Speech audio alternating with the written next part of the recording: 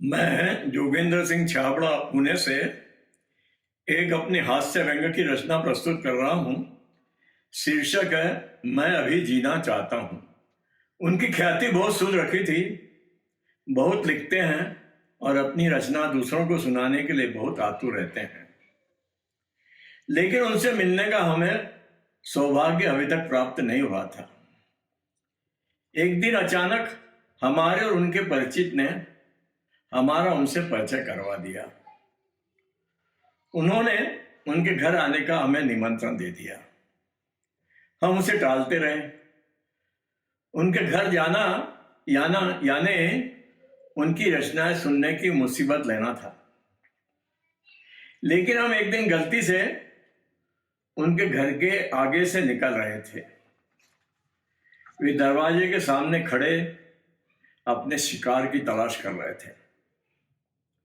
हमें आवाज देकर बुला लिया, आइए श्रीमान आइए, हम आपकी कितने दिनों से प्रतीक्षा कर रहे हैं। हमें भी शिष्टाचार वश उनके घर जाना पड़ा। वे हमारा हाथ थामे उनके घर ले गए। उन्होंने आवाज लगाई, बेटे एक जग पानी भरा और 2 गिलास ले आओ। उनका बेटा वह सब लाकर हमारे सामने टेबल पर रख गया।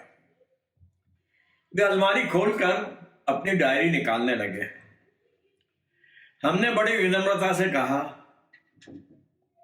श्रीमान जी आज नहीं, आज हम जरा जल्दी में हैं।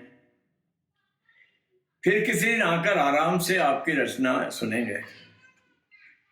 वे बड़ी कड़क आवाज में बोले, यह कैसे हो सकता है?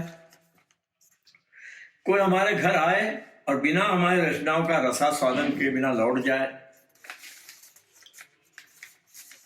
वे डायरी खोलकर हमारे सामने सोफे पर बैठ गए। वे बिना रुके अपनी 25 कविताएं हमें सुना गए। हम अपना सिर पकड़कर बैठ गए।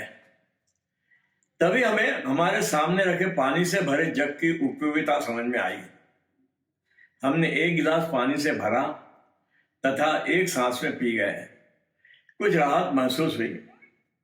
उनका बेटा हमारी दुखद स्थिति से परिचित था और 2 कप चाय लेकर आ गया। हमने राहत की सांस ली। वे बड़े गर्व से बोले, लीजिए साहब चाय पीजिए।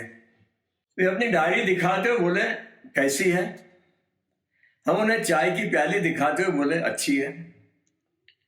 वे बड़ी बेशर्मी से बोले, चाय या हमारी रचनाएं? अब हम सच कह नहीं सकते थे और झूठ बोला नहीं जा रहा था।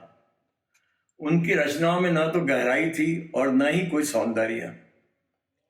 बस सत्ताधारी नेताओं को अभद्र भाषा में दी गई गालियां थी, जिसे वे अपनी महान साहित्यिक व्यंग्य रचनाएं कह रहे थे। हमें अपने प्रिय नेतागण याद आ गए। वे ऐसी विकट स्थिति में क्या करते हैं? हमने उसी का सहारा लिया और हल्का सा मुस्कुरा दिया। वे उत्साह से भर गए। फिर अपनी रचनाओं का पाठ करने लगे और साथ ही साथ कागज पर कलम से कुछ घसीटने लगे। हमने उन्हें टोका, बस साहब अब रहने दीजिए। वे हाथ के इशारे से हमें चुप बैठने का कहने लगे। उन्होंने 5 मिनट में 10 रचनाएं बना डाली तथा बड़े गर्व से बोले, लीजिए साहब, इन रचनाओं का जन्म अभी आपके सामने हुआ है। हमने उन्हें छेड़ा, क्यों दाढ़ी मूछ वाले के सामने आपको प्रस्तुति करने में शर्म नहीं आई? वे ठहाका लगाकर हंस पड़े, वाह बड़े अच्छे मजाक कर लेते हैं आप। फिर अपनी ताजा रचनाएं हमें परोसने लगे। हमने कहा, अब रहने दीजिए साहब, हम क्या गिड़गिड़ाए?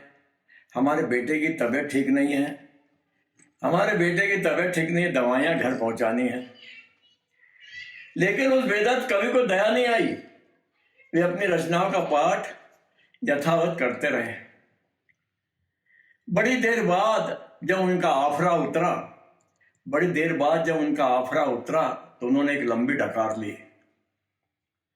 और खड़े होकर पेट पर बड़े इत्मीनान से हाथ फेरा। खड़े होकर बड़े इत्मीनान से पेट पर हाथ फेरा और बोले, पुनः पधारिएगा साहब। हमने मन ही मन कसम खाई, इनके गली में से क्या हम कभी भूल कर भी इनके मोहल्ले से भी नहीं निकलेंगे। हमने मन ही मन कसम खाई, इनके गली में से क्या कभी हम इनके भूल कर मोहल्ले से भी नहीं निकलेंगे। अभी हमें बहुत सारी जिम्मेदारियां पूरी करना है, अभी हमें बहुत सारी जिम्मेदारियां पूरी करना है। मैं अभी जीना चाहता हूँ, मैं अभी जीना चाहता हूँ, मैं अभी जीना चाहता हूँ।